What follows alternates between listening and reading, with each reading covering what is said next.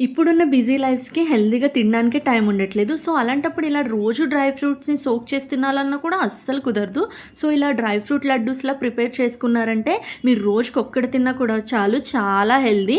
నేనైతే ఈ dry fruits తీసుకున్నాను. ఆల్మండ్స్, క్యాష్యూస్, పిస్తా, sunflower seeds, pumpkin seeds, watermelon seeds ఏ డ్రై ఫ్రూట్స్ అయినా తీసుకోవచ్చండి. సో, ఫస్ట్ ఇలా ఆల్మండ్స్‌ని ఫ్రై చేసుకొని పక్కనుంచుకోండి.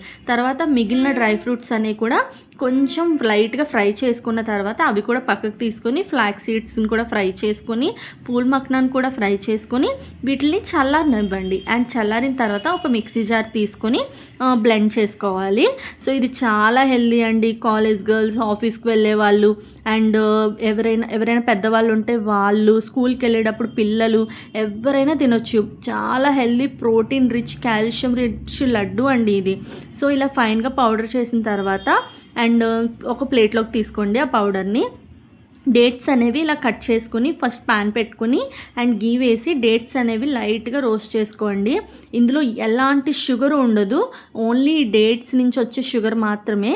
సో, ఇలా బ్లెండ్ చేసుకున్న తర్వాత ఈ పౌడర్లో వేసేసుకోండి.